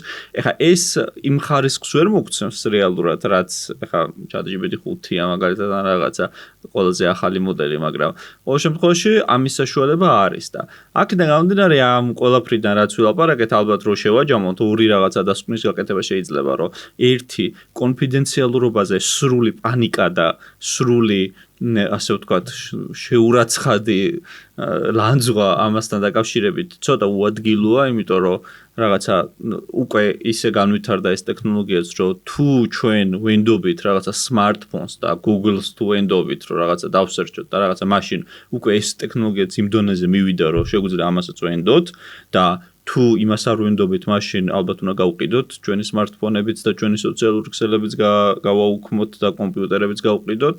უკვე მაგ არჩევანზე დადგა საკითხი. ხო და სხვა შემთხვევაში უკვე შეიძლება ხელოვნური ინტელექტის სარგებლობა ისე რომ არ გქონდეს სერიოზული კითხვის ნიშნები ამ კონფიდენციალურობასთან დაკავშირებით. ეს ერთი შეჯამება და მეორე შეჯამება ალბათ თვითონ AI პროექტებს რაც შეეხება, რომ ორგანიზაციებში მრავალფეროვანი არჩევანია, რა შეიძლება გაკეთდეს ხელოვნური ინტელექტით და რა ვიცი, მე მგონი ყველა ორგანიზაცია უნდა დაფიქრდეს ამ საკითხებზე, იმიტომ რომ მესმის რომ ყველამ შეიძლება ვერ გააკეთოს ძალიან მასშტაბური და ძალიან ძვირადღირებული პროექტი და თუნდაც fine tuning-ი ან რაღაცა, მაგრამ რაღაცა ავტომატიზაცია, რაღაც მონაცემების მოწესრიგება, იმაზე დააყრდნობა და რაღაცების გაკეთება, მათ შორის ამ ორგანიზაციის ასე ვთქვათ, პროდუქტების შეთავაზებებიდან და საერთოდ ზოგადად ნებისმიერი პროდუქტებით უკვე შესაძლებელია ამათი გაკეთება. ერთ რაღაცას დავამატებ, ეხლა მიდის ძალიან დიდი სპეკულაცია ინტერნეტში, რა არის მომავალი Gen AI-ის, large language მოდელები თუ small language მოდელები, იმიტომ რომ small language მოდელებს რეალურად იმის გარდა, რომ აი ამ კონფიდენციალურობის პასუხობს ამ გამოწვევას, ასევე ბიუჯეტურადაც ბევრად უფრო ხელსაყრელი არის ვიდრე large language მოდელები. იმიტომ რომ fine tuned არის უშუალოდ task-ზე და აქვს ძალიან მინიმალური general purpose ფუნქციონალი, რომ უბრალოდ დაელაპარაკოს ადამიანს და რაღაც არასწორად, რაღაც გრამატიკულად კორექტული იყოს. კარგით, მე მგონი ეს თემები გავიარეთ, ეს საკითხები და შეგვიძლია მივადგეთ ახლა ჩვენს მეორე დიდ თემას, რომელიც შეეხება ასე ვთქვათ, AI gaming-ში და ზოგადად gaming-ის თემას, იმიტომ რომ როგორც თავიდანვე აღვნიშნე, მე ძალიან მაინტერესებს საკითხი და ძალიან ბევრი ადამიანია ამ საკითხით დაინტერესებული. ანუ GTA 6-საც ძალიან ბევრი ადამიანი ელოდება, ველოდებით. ხო და რაღაცა მოკლედ ძალიან მე სიმართლე გითხრათ მე გეტყვით ჩემს გამოცდილებას ცოტა ლირიულ გადახევას გავაკეთებ რა. მე ბავშვობაში, ასე ვთქვათ, როდის მომიწია ბავშვობა 2000-დან 93-იანი ვარ, მაგრამ ხო აი რაღაცა 98-დან PlayStation 1-ით თუ არ მეშლება, თუ 2-ით და მე აი რა ეტაპამდე მივედი, მე გეტყვი, მივედი Counter Strike, GTA, Medal of Honor-ი, რაღაცა მე შევწყვით. აი ჩემი გამოცდილება მთელი და ჩემი ცოდნა, აი მოიცავს აი სადღაც ალბათ 2007-8-9 ეგრე და მე შევწყვიტე. მე რა როგორ წავიდა, ეხლა ჩემი რგული ყველა აქტიურად იყო ჩართული, მაგრამ მე საერთოდ აღარ ვიყავი რა. აი მანდ შეწყდა ჩემი ცოდნა ჩათვალეთ, თუმცა მე ბევრ ამას უსმინე, ბევრ ამას უყურე და ძალიან მაინტერესებს ეს თემა და ვიცი რომ ძალიან ბევრი რაღაცა შეიცვალა. რეალურად დღეს გეიმინგ ინდუსტრია ბრუნვით უფრო დიდი არის, ვიდრე კინოინდუსტრია და მუსიკა გაერთიანებული. ანუ ეს რეალურად გამოიწვია, რომ ეხლა აი მაგ დროს ჩვენ დროს როცა ვთამაშობდით თამაშებს, მაშინ მიკროტრანზაქციების მარკეტი არ იყო, საერთოდ არ არსებობდა. აი მახსოვს აი ჩემი მეგობრები დამცინოდნენ ხოლმე, რომ თამაში ფულს როგორ იხდიო რა, რაღაც აი დიჯიტალ ასეთი რო მეყიდა, შეიძლება რაღაც შეხვედრილი ყავი ვიღაცას და ხელზე ფული მიმეცა და მეყიდა და აი ვერ ხვდებოდნენ ამ ფენომენს, საერთოდ რა იყო, მაგრამ დღეს მიკროტრანზაქციებით უკვე ძირითადი ბრუნვა გეიმინგში მოდის მიკროტრანზაქციებით და არა უშუალოდ თამაშის ერთჯერადი გაყიდვა. აი მე მახსოვს რა იცი, მე არ თამაშობდი Lineage-ი თუ გახსოვთ. ჩემი ბიძაშვილი თამაშობდა ამას, აი ეგეც მაგ პერიოდს გეუბნები, უბრალოდ მე უკვე დანებებული მაქვს თამაში თუ არ მეშლება რამე რა, ან ძალიან მცირედი თუ თამაშობ. და მაშინ ჩემი ბიძაშვილი ხო მისგან ვიცი რომ აი ჯერ როდის იყო ეს ამბავი და რაღაცა იხდი. კი და რაღაცა იხდი და სერიოზულად ფულს კიდი და კიდეც რაღაცა 200 ლარი, 500 ლარი, 1000 ლარი რაღაცა თან მაშინ ხა ეგ ძალიან ისეთი ფული იყო რა. ხო და ძალიან აქტიურად იყო ეგ ყველაფერი, მაგ ყველაფერში ჩართული და ის თან Lineage ხო პირველი ალბათ ის მეტავერსის რაღაცა პირველი ის იყო, რა ქვია. შეიძლება მაგამდეც იყო რამე მეშლება, თუ არ მეშლება, მაგრამ World of Warcraft იყო, მანამდე Activision Blizzard-ის მე თუ მკითხავ ჩემი სუბიექტური აზრით, ყველაზე მაგარი პროდუქტი არის გეიმინგის ისტორიაში. თუ რა რეალურად ისეთი ფუნქციონალი აქვს 2003 წელს გამოვიდა თუ არ მეშლება და ისეთი ფუნქციონალი აქვს, რომ დღემდე რეპლიკირება ვერ გაუკეთა ვერავინ. და ანუ დღემდე ძალიან ბევრი მომხმარებელი ყავს და ნუ ერთადერთი თამაში იყო მაშინაც, რომელიც ყოველთვიურ subscription-ს აჩარჯავდა თავის მომხმარებელს, რომ ეს თამაში გეთამაშა. Lineage რეალურად მაგის მე მგონი აზიური ვერსია იყო. თუ სწორედ მახსოვს, მეც თვითონ არ ვთამაშობდი Lineage-ს. დღეს აი მაგალითად ყველაზე დიდი რევოლუცია თამაში მოახდინა ამ Battle Royale mode-მა, სადაც ნუ რეალურად რაღაც სიტყვაზე ვთქვა 100 კაცი ხდება და ბოლოს ერთი რჩება. და აი ეს იყო PUBG იყო პირველი თამაში და ამას მანამდე სერვერები არ უკეთებდა support-ს, უბრალოდ ეს იდეა кайხანი იყო gaming community-ში, მაგრამ როგორც კი ამის ტექნიკური support-ი გახდა able, მაშინ შემოვიდა PUBG და ნუ PUBG-ს მოყვა Fortnite-ი, რომელმაც რევოლუცია მოახდინა ზოგადად gaming-ში, იმიტომ რომ Fortnite-ი შემოვიდა freemium მოდელით, რომ თამაში ესე უფასო არის, მაგრამ ბეთს აკეთებენ, რომ ამ უფასოთ იმდენ ხალხს ათამაშებენ თამაშს, რომ მიკროტრანზაქციებით გააკეთებენ ბევრად მეტ ფულს, ვიდრე თვითონ თამაშის გაყიდვით. აგის მერე აი დღეს რო ავიღოთ მაგალითად აი ყველაზე დიდი ორი თამაში არიან Fortnite და Roblox. ანუ ყველაზე მეტი მიკროტრანზაქცია მაგათთან მოდის და ყველაზე მეტ შემოსავალს ეგენი აკეთებენ წლის განმავლობაში. რეალურად ამ თამაშებმა Fortnite გამოვიდა მაგრამ ბუდიში გაგაწყვეტინებ, ერთ-ერთი ხო არ არის, მე როგორც გითხარი, ამ წუთში საერთოდ არ ვარ ჩართული, მაგრამ ოსტსავაწყდი, მე მგონი 1-2 თვის უკან, აი რაღაც პლანეტარულ სისტემაზე რო ერთ-ერთი ხო არ არის, ყველაზე დიდი თამაშიო, ეგრე იყო ნაჩვენები. არა, ეგ არის მე მგონი No Man's Sky არის, ეგ single player თამაში არის, თუ სწორედ აი რაღაც პლანეტარული სისტემები. ეგ სხვადასხვა პლანეტებზე რო დადიხარ და ყველა პლანეტა რო უნიკალური არის, რაღაც თავის. და რაღაცა ყველაზე დიდი თამაშიო და რაღაც. კი, ანუ ეგ უფრო hype-ს ყიდნენ, ეგ Gamescom-ზე რო დაანონსეს, აი gaming community-ში ძალიან დიდი hype იყო, რომ აი რა იქნება და არ გაამართლა საერთოდ. მე მგონი დაჟე refund-ის საშუალება მიცეს თავიანთ მომხმარებლებს. მაგრამ რეალურად აი ძალიან მაგარი ტრენდი რაც არის დღევანდელ გეიმინგში არის რომ მომხმარებელს ბეზრდება მონოტონური ერთი და იგივე ექსპერიენსები. მაგალითად აი Call of Duty რო ავიღოთ რა Call of Duty დღემდე ყიდის ყველაზე მეტ თამაშს წლის განმავლობაში. მაგრამ რაც არ უნდა იყოს მომავალ წელსაც რო გამოვა ვიცი რომ ისე უნდა ვირბინო და რაღაც პლუს მინუს ერთი და იგივე environment-ში ერთი და იგივე რაღაცა უნდა ვაკეთო. და Steam-ზე მაგალითად ესეთი სტატისტიკა არის რომ 5 წლის წინ იყო აი ეს AAA თამაშები რომლებიც ანუ დიდი სტუდიების არის, დიდი ფინანსური რესურსი ხმარდება და ასე შემდეგ, იყო სადღაც 80% დომინირებდა, ანუ 80% სეილების იყო ეგეთ თამაშებზე. და მაქედან 5 წელიწადში დღეს უკვე არის სადღაც 50%-ზე დასული. ანუ რეალურად ეს არის იმის ინდიკატორი, რომ მოთამაშეებს მობეზდათ მონოტონური ერთი და იგივე ექსპერიენსები. აი Fortnite-მა მაგალითად, რომელმაც თავისი მთელი user base-ი Battle Royale-ით დააგენერირა, სადღაც თუ არ ვთქვი 2019-ში თუ 2020-ში დაამატა Fortnite Creative, რომელიც მაგათივე არის Unreal Engine-ი, ანუ მე თუ მგითხო ყველაზე მაგარი engine-ი არის, სადაც დღეს შეიძლება რომ თამაში აწყო და რეალურად საშუალება მისცა თავის user-ებს, რომ სხვადასხვანაირი ექსპერიენსები ქონოდათ Fortnite-ისშივე ეკოსისტემაში, Fortnite-ის სკინებს იხმარდნენ იქ და ბეჭდს გააკეთებენ იმაზე, რომ მასობრივად თუ მასა თუ ინცენტივიზირებული იქნება იმაზე, რომ კაი ექსპერიენსები აკეთოს და ამაში ფულს გააკეთებს, რეალურად sustainably მარტო ეგრე გამოუშვებენ კარგ თამაშებს. და თავიანთი თლიანი revenue-ს 40%-ს ადლევენ content creator-ებს. ეგ პრობლემას რეალურად აი Netflix-საც ეგ პრობლემა აქვს და ბევრ კინოსტუდიებს, იმიტომ რომ ძალიან რთული არის რომ რა დონის გუნდიც არ უნდა ყავდეს, ვინც კონტენტზე მუშაობს, რომ consistently აკეთონ კარგი კონტენტი.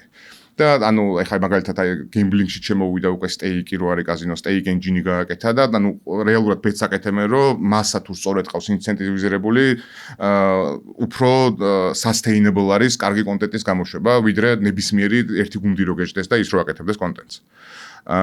რეალურად Fortnite-ის რაღაც 40% უკვე play time-ის მოდის ამ კრეატიულ ეკოსისტემაში. Roblox-ი თავიდან ბოლომდე კრეატიული ეკოსისტემა არის და ეგ უდრის მეტ ნათამაშებს საათს და მეტი ნათამაშების საათი უდრის მეტ მიკროტრანზაქციას, რაც საბოლოო ჯამში ბრუნვაში აისახება. დღეს გენერაციული AI შედარებით ახალი ტექნოლოგია არის მაინც და იმპლემენტაცია თამაშებში მასობრივად არ დაწყებულა, მაგრამ თუ ამ ტრენდს მიუყვებით, რომ ხალხს უნდა diversifიცირებული ექსპერიენსები თამაშებში, მაშინ AI generated world-ებს წესით ძალიან ბევრი ნათამაშების საათი უნდა მოყვეს. ეხლა მაგალითად აი Google-მა გამოუშვა ეგეთი world generation model-ს ეძახიან Genie 3, რომელიც რეალურად prompt-ით ან ნებისმიერი input-ით ქმნის სამყაროს. მაგრამ ნუ დღეს არ არის დემოკრატიზირებული ეს ტექნოლოგია, იმიტომ რომ სადღაც რამოდენიმე $1000 ჯდება ერთი output-ი, იმდენად მე ბევრ კომპიუტერის ძალას მოიხმარს. ჩვენი პროექტიც Xpilling-ი, რასაც ვაკეთებთ, ჩვენ რეალურად გვინდა რომ გავხდეთ ინფრასტრუქტურა, სადაც იქნება digital asset-ები და achievement-ები და მოთამაშეს გაყვება ყველა სხვადასხვა ვირტუალურ გამოცდილებებში, რასაც ითამაშებს. ანუ აი რეალურად რა ვიღოთ, ამ პრობლემას თავის დროზე blockchain-ს უნდა რომ გადაეჭრა ეს პრობლემა. მე და გიორგი ერთად მუშაობდით ძალიან საინტერესო blockchain სტარტაპზე, სადაც გავიცანით ერთმანეთი, მაგრამ blockchain-ის დიდი მინუსი რაც იყო, რომ იქვე რო ფული კეთდებოდა და coin-ის ფასი რო ადიოდა ზევით, ძალიან რთული იყო გუნდებისთვის, რომ long term value-ზე გაეკეთებინათ ოპტიმიზაცია და ნუ იმ ფულს ან ზოგი იყო რომ იპარავდა პირდაპირ, ზოგი იყო რომ ვარდებოდა და მერე აქეშდებოდნენ და ნუ მოკლედ აი ამ ფაქტორმა ხელი შეუშალა, რომ blockchain ყოფილიყო ის ტექნოლოგია, რომელიც აი metaverse-ს ეძახის ბევრი ამას, ნუ ძალიან broad ტერმინი არის ჩემი აზრით, მაგრამ ნუ ყველა მაგ დროს მეტამაც მაგ დროს გადაირქვა სახელი Facebook-იდან მეტა გახდა, იმიტომ რომ ძალიან ჰაიპი იყო ძალიან ეგ თემა. მაგრამ ჩემი აზრით რეალურად ხელოვნური ინტელექტი იქნება ის ტექნოლოგია, რომელიც metaverse შეძლებს რომ ამუშაოს, კი ბატონო. მაგრამ რა იყო თავარი დამაბრკოლებელი ფაქტორი მაინც მაშინ? აი ერთი ხანობა ხო რაღაცა ყველანი უნდა გავერთიენებულიყავით metaverse-ში, რაღაცა ვიღაცები რაღაცებს ყიდულობდნენ იქ და იცი რა იყო რომ აი რეალურად blockchain-მა ტექნოლოგიურად იყო ის ტექნოლოგია, რომელსაც იდეაში შეეძლო, მაგრამ აი ეს coin-ები რომ მოყვა და სპეკულაციურად ფულის გაკეთება რო წავიდა, ძალიან რთული იყო კომპანიებისთვის, აი როგორც თქვი, რომ long term value-ზე ეფიქრათ და ნუ რეალურად იყო რომ რაღაც კარგი ტრეილერი უნდა გაკეთებინა შენი მეტავერსის, კარგი ფუნქციონალი რაღაც pitch deck-ისავით და მე მაგის ხარჯზე coin-ი გაგეყიდა და მე ნუ მილიონებს რო აკეთებდნენ ეს გუნდები, მე საერთოდ აღარ აინტერესებდათ პროდუქტის შექმნა. ხო, რეალურად ერთ უბრალოდ ჩავერთვები, ეგ იყო რომ Ethereum-ი თავიდან რატომაც შეიქმნა ლოგიკა, ეგ იყო რომ cross chain ასეტების გადაცვლა უნდა მომხდარიყო სხვა ასე ვთქვათ სერვერებზე. თუ არ ვცდები, თუ სწორად მახსოვს ვიტალი ბუტარიანი, ვინც არის დამფუძნებელი Ethereum-ის თამაშობდა World of Warcraft-ს და ეგ იყო პრობლემა, რომ ერთ თამაში იყო და ერთი ასეტები ქონდა და მეორე სერვერზე გადადიოდა და ის ასეტები აღარ ქონდა და სხვა სამყაროში ხვდებოდა, ანუ პარალელურ სამყაროში ხვდებოდა ასეტების გარეშე. და იდეაში ამ blockchain-ს და ზოგადად Ethereum-ს კონკრეტულად უნდა მოეგვარებინა ამას cross asset კოლაბორაციის პრობლემა. მაგრამ ვერ მოაგვარა ზუსტად აი მაგის გამო რაც ლევანმა ახსენა რომ სპეკულაცია იყო ვიღაცები რაც 2 page ლამაზ PDF-ს აკეთებდნენ და რამოდენიმე ასეულ მილიონს წევდნენ იმ პრომისით რომ დადებდნენ კაი თამაშებს და მე ყველას ჯიბეში მიქოდა ქრებოდა არანაირი legal obligation-ი არ ქონდათ და მოკლედ ძალიან დაისქემა ასე ვთქვათ თლიანი ეკოსისტემა. და რეალურად metaverse თვითონ სიტყვას ძალიან fraudulent მიმართულება მიცა blockchain ინდუსტრიამ. რაც რეალურად ყველა ვარიანტში, აი Tim Sweeney ვინც არის Epic Games-ის, ანუ Fortnite-ის founder-ი და CEO, იმ დღეს პოდკასტში იყო რამოდენიმე თვის წინ და ილაპარაკა რომ ეგ არის გარდაუვალი. უბრალოდ როდის მოხდება მაგაზე არის. იმიტომ რომ ეს ტრენდი კიდე და ისევ გაიზრდება, ანუ რეალურად დღეს Fortnite-ის და Roblox-ის ძირითადი მომხმარებლები მაინც არიან პატარა ბავშვები, მაგრამ ეს ხალხი გაიზრდება და რეალურად მოთხოვნაც ესეთ კრეატიულ ეკოსისტემებზე და არა მონოტონურ ექსპერიენსებზე გაიზრდება. მაგალითად მე რომ არ ვიცი რა თამაშს არ უნდა თამაში, მაგალითად აი FIFA-ს თამაში მიყვარს ძალიან. და FIFA-ს რა მოდელი აქვს, რომ ყოველ წელს გამოდის FIFA, ხალხი ფულს და ენერგიას ხარჯავს, რომ რაღაც ფეხბურთელის ბარათები გამოიყვანოს და გადის ერთი წელი და შემდეგი გამოდის და აბსოლუტურად ნოლიდან იწყებ. ეგეც ძალიან pain point-ი არის რეალურად მოთამაშეებისთვის.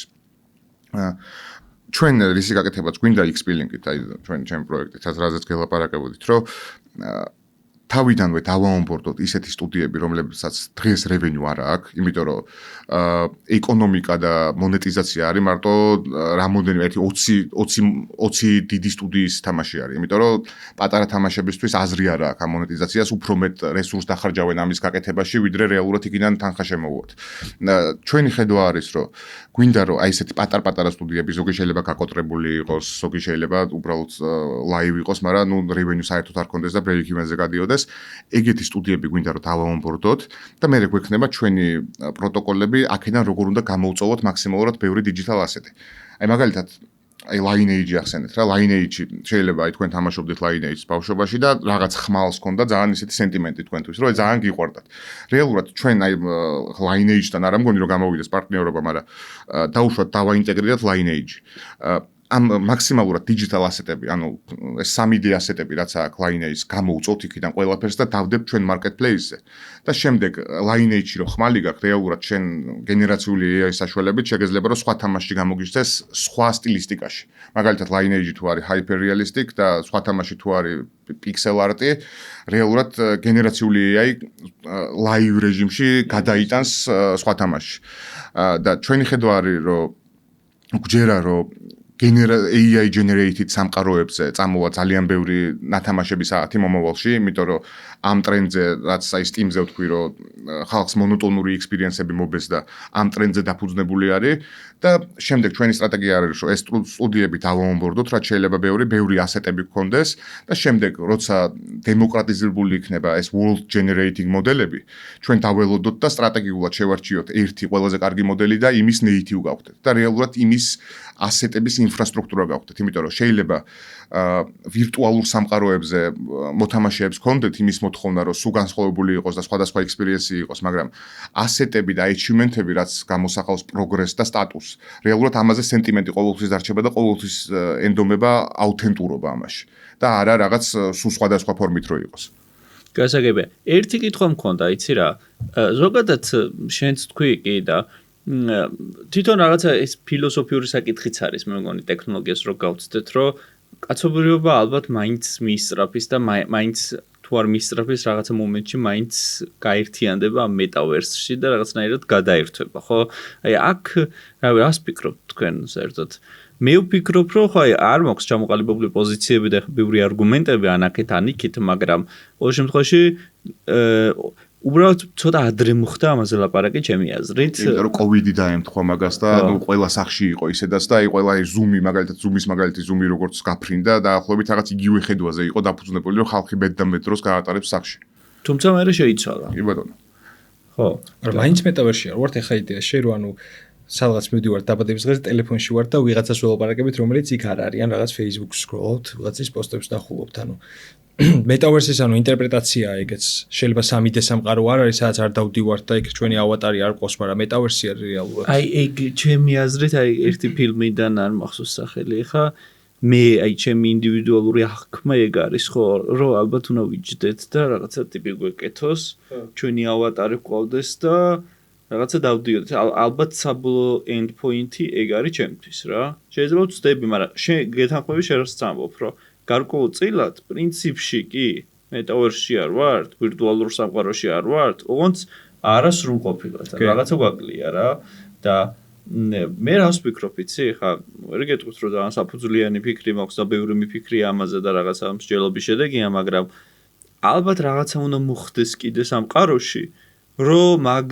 წერტილამდე მიგვიყონოს როგორიც არ ვისურვოთ ცუდი არაფერი სამყაროს არ ვუსურვოთ რა თქმა უნდა მაგრამ აი რაღაცა ისეთი რომელიც გვიბიძგებს რომ რაღაცა აღარ ვიყოთ ფიზიკურ სამყაროსთან კავშირში. არ ვიცი ეს კარგია, ცუდია თუ რა, ალბათ ცუდია თუ ვერ ხვდები ყოველ შემთხვევაში და ხო რაღაცა თუ მოხდება, ალბათ მეરે გამოიკვეთება ეგ წერტილი, თორე სხვა შემთხვევაში ვერ ხვდები რატო როცა გვაქვს ფიზიკურ სამყაროსთან შეხების კავშირი, სრულყოფილად რატო უნდა გადავერთოთ მეტავერსში ჩვენი ავატარებით. არ გულისხმობ ერთჯერადად თამაშების დროს. იცი მეტავერსი აი ფილოსოფიურად რომ მივუდგეთ, უფრო არის ინტერფეისი, ვიდრე რაღაც ერთი კონკრეტული ვირტუალური ლოკაცია. ანუ დღეს it makes sense რომ რაღაც 2D ინტერფეისში ვიყოთ, როგორც აი რავი ტრადიციული ვები არის. მაგრამ რაღაცა breakthrough-ები უნდა მოხდეს იმისთვის, რომ მთელი დრო ანუ მეტავერსის ანუ არის რაც არის 2D ინტერფეისი დღევანდელი, მაგის 3D იმერსივ ვერსია რეალურად. მაგრამ თუ ამაზე მოთხოვნა არ იქნება და შესაბამისი პროდუქტები არ წამოვიდა წინა პლანზე, რომელიც ამას მოითხოვს, მაშინ საერთოდ აზრი არ ექნება.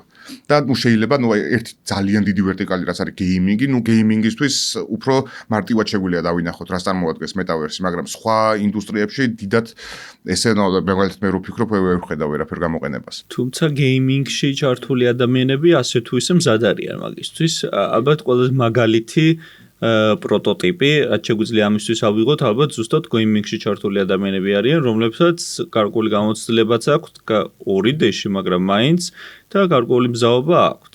იცით აი მაგალითად აი მე World of Warcraft-ს რო თამაშობდი, რაღაც დონეზე ეგეც მეტავერსი იყო, იმიტომ რომ ყველა ასპექტი ქონდა, რასაც მეტავერსი შეადგენს. უბრალოდ ეს იყო ერთი ჩაკეტილი ეკოსისტემა და არა რაღაც ბევრი ეკოსისტემების ნაზავი. იქ სოციალური ასპექტიც ქონდა, იქ შეგიძლია დამდგარიყავი და ხალხთან გელაპარაკა უბრალოდ, ანუ ეკონომიკური ასპექტი ქონდა, ტრეიდი შეგეძლო, ფულის გამომუშავება, რომელსაც შემდეგ საბოლოო ჯამში ნამდვილ ფულად გადააქცევდი და ასე შემდეგ. მე მაინც ვფიქრობ, რომ რაღაცა კაცობრიობა უფრო ფილოსოფიური საკითხი მგონია, ასე მგონია, რომ ტექნოლოგიური საკითხი ნაკლებად არის და ახლა ვიაკეთებთ რატო ვფიქრობ ამას. ჩემი აზრით, თუ კაცობრიობის მენტალიტეტი, ფიქრი და შეხედულება განეწყვება, მოთხოვნა იარსებებს მიწოდება არ დააყოვნებს არც ერთ შემთხვევაში. ანუ ეგ არის უბრალოდ მაგაზე, რომ აი თუ იქნება რაღაცა სიგნალები, შემდეგ უკვე მიწოდებათ ტექნოლოგიური გადაწყვეტა იქნება მაგისი, რომ როგორ უნდა განხორციელდეს ეს ყველაფერი ტექნიკურად.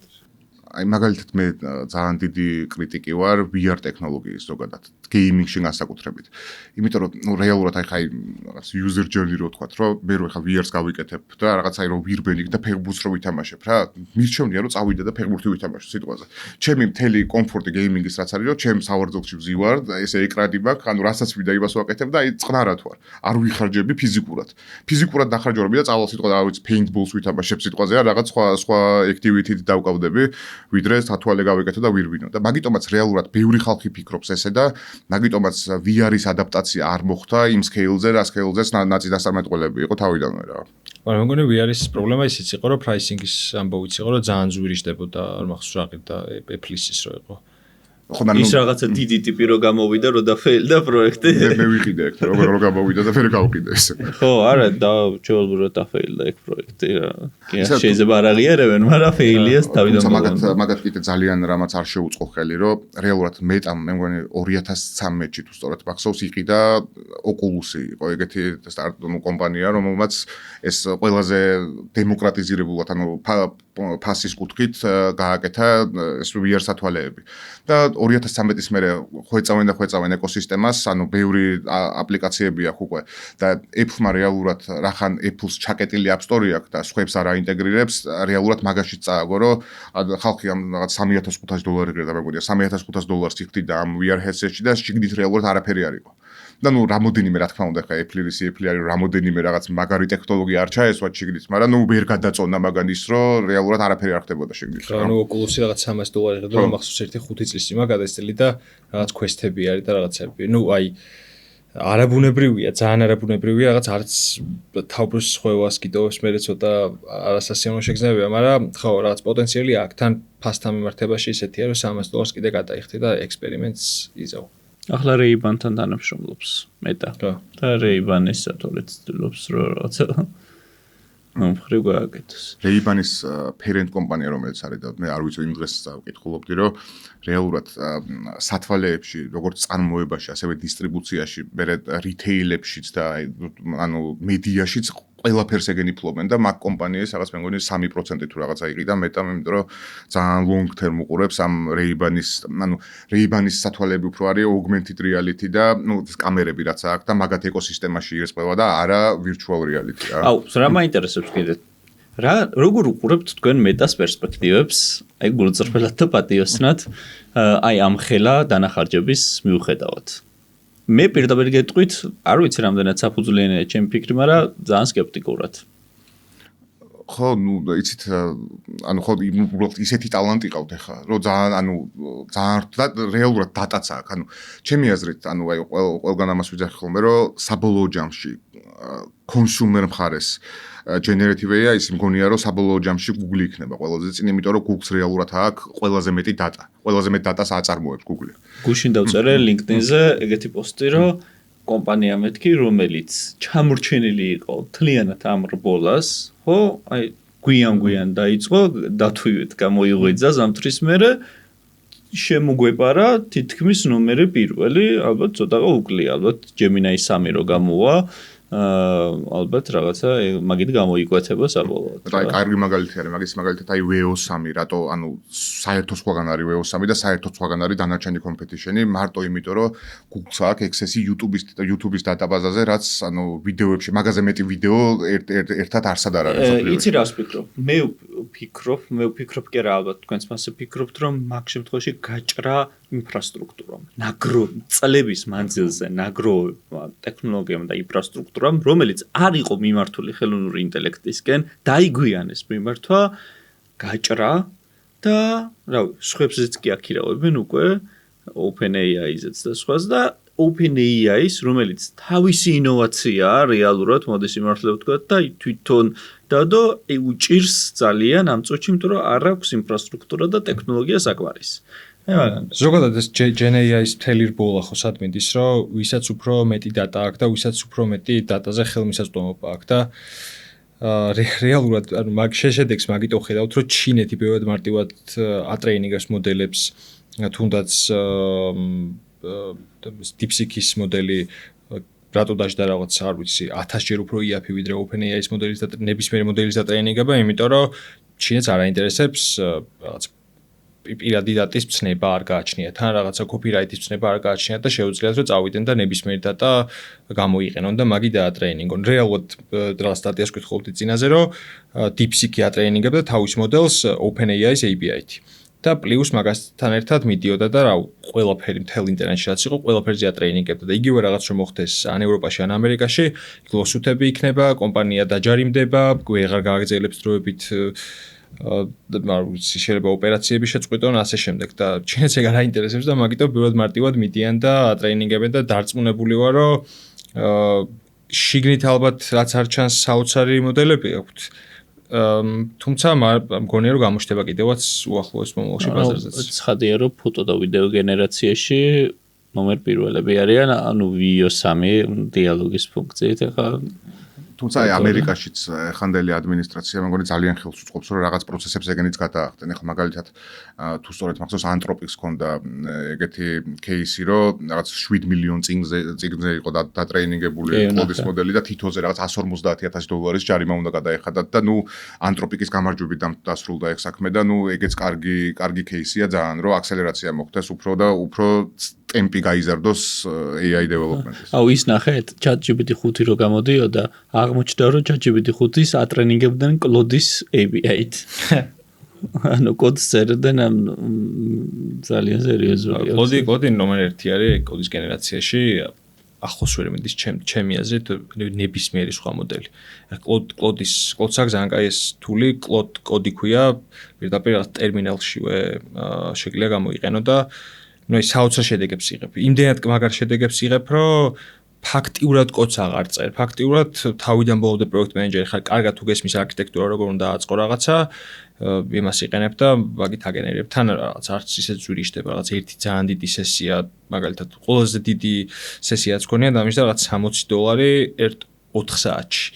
თუმცა იმ 4 საათში დავაგენერე იმდენი კოდი და მუშა კოდი, რაც ალბათ ხელით დამჯდარიყავით, დამჭირდებოდა 1-2 კვირა. ეხლა რომ ყველა თავისკენ გვეკაჩება, რაღაცა თავისი ეკოსისტემებით, თავისი ბრაუზერებით, ასე ვთქვათ, რაღაცა თავის სივრცეში ცდილობს ყველა რომ გაგვაერთიანოს. ყველაზე თანამედროვე ტრენდი რო განვიხილოთ, ეხლა AI-ის გარშემო ალბათ ეგ არის, ხო, რომ Microsoft-მაც Copilot-ი ჩასვა, Excel-შიც რაღაცა Edge-შიც ნუ არის და ძალიან კომფორტულია. იქით Google Workspace-ით ვსარგებლობ და Workspace-ში ყველგანა Gemini, ხელოვნური ინტელექტი, Chrome-შიც უკვე გამოჩნდა და მოკლედ ძალიან დიდი ინოვაციები ამ ხრივაც. მე მგონი უკვე ისე არის, რომ სადმე თუ ვერ ხედავ მაგას, ცოტა გიკვირს რო არ არის. იმიტომ რომ ხო ახლა ბრაუზერს რამდენი წელია Chrome-ს ვიყენებ ალბათ 2009-დან 10-დან რაღაც ეგრე არ მახსოვს თავიდანაც გამოვიდა, მგონი მაქეთ დავიყენებ. ერთ-ერთი ბრაუზერი იყო, ეხლა Comet-ი რაც გამოვიდა Perplexity-ის, მაგას ვიყენებ ხოლმე ბოლო 1-3 კვირა. ძალიან საინტერესო არის, კაი ექსპერიმენტი არის, მართალია ცოტა ვერიდები, რომ იქ რაღაც user password-ები არ შევიყვანო, რაღაც სესიები არ გავხსნა ხოლმე, იმიტომ რომ მაინც არის რაღაც იყო რაღაც რამდენიმე issue, security issue მანდ. თუმცა ესე ზოგადად ვიყენებ ხოლმე, რომ რაღაც summarization-ი ნახევრად agent mode და საინტერესო არის. თუმცა ხო ალბათ ყველა ბრაუზერში წავა Chrome-მა დააგვიანა ჯერ. გიორგის რა უშავს მაყურებელს რო უთხრათ Perplexity-ის 1 წლიანი უფასო პაკეტი აქვს, არ დამიწყებია. ხო და აქედან მომდინარე ეგ $20-იანში შედის თუ არ შედის ცალკე გამოწერა? გონ შედი, არა, იმას თქვენი whitelist-ი ქონდათ, waitlist-ი ქონდა გახსნილი და waitlist-ში შევიყვანეთ და რაღაც 1-2 კვირაში მომწეს მერე წვდომა. ძალიან კაი. მიგოს კითხულობდი Perplexity-მ გააკეთა რაღაც 36 მილიარდიანი ბიდი Google Chrome-ის ყიდვა უნდა და თვითონ რაღაც 10 მილიარდი ეგ მგონი უფრო მარკეტინგ მუვი იყო ვიდრე ყიდვა. კი, და Google Chrome-ზეც საერთოდ მე მგონი უნდათ გაყოფა და გამორთმევა Google-ის. არ წამიკითხავს სიღრმისეულად, მაგრამ რაღაცა headline-ები როგორც წავიკითხე, რაღაცა ეგ უნდა. მაგიტომ არის ეგ ყველა ბიტს აკეთებს, OpenAI-ც მათ გააკეთა მე მგონი. რეალურად Chrome-ს ძალიან ბევრი მომხმარებელი ყავს და ეხლა მაგაში ხედავენ. Chrome-ი რაზეც მუშაობს ეს Chromium-ის ინჯინი არის ყველაზე მაგარი ბრაუზერი. ანუ საერთოდ ნებისმიერი სხვა ბრაუზერი რომელიც ეხლა გამოდის Comet-იც არის Chromium-ის ინჯინზე დაშენებული. ეს ცალკე ტიპი იყო Google-ამდე? არა, მე მგონი რამოდენიმე რაღაცები იყო, აღარ მახსოვს ზუსტად სახელები, რაღაც ძრავები იყო, რომელზეც გადააწყეს და საბოლოო ჯამში იყო ეს Chromium ინჯინი არის და ამ Chromium-ზე არის Chrome და ახალი ბრაუზერი Brave-იც Chromium-ზე არის, Comet-ის Chromium-ზე არის, კიდე რაღაც ნიშური ბრაუზერები არის ის Chromium-ზე არის. ანუ ყველაზე კარგი ძრავი არის იმისთვის, რომ ეს ინტერფეისი დაგიგენერიროს JavaScript-ი ამუშაოს და ასე შემდეგ. გუშინ ჩავატარე გამოკითხვა თუ სწორად ვახსოვს LinkedIn-ზე და ყველაზე მაღალი პროცენტი Chrome-ს მეაქვს და ხო რაღაცა 90% თუ რაღაცა Chrome-ზე მოდის. მერე ჩემდა გასაკვირად წამოვიდა Brave. ნუ დაბალი მაჩვენებელი, მაგრამ მერე Brave, ხო Edge ბოლოში სადღაც და ნუ Firefox-იც რაღაცა მცირე პროცენტი რა. ხო, Chrome-ი კაია, მაგრამ ყველაზე მეტ რესურსსაც ეგ მოიხმარს. ხო არა? ჭამს. სერიოზულად რამდენი ტაბიცაა გახსნილი, ასე ექსპონენციურად იზრდება ეს კომპიუტერული რესურსების გამოყენება. უჭერს მაგ-მხრივ რივი უფრო სწრაფია. სპატი.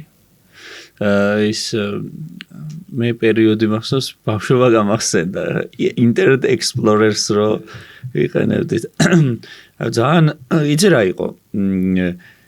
ძალიან ადრეულ ასაკში იყიდა დედაჩემა ჩემს ძალიან ადრეულ ასაკში იყიდა დედაჩემა კომპიუტერი რა და ძალიან ბავშვობიდანვე მქონდა შეხება ასე ვთქვათ და დაჟე რა პერიოდი მახსოვს იცით აი რაღაცა ბარათებით რო ვყიდულობდეს ინტერნეტს და რაღაცა DSL-ი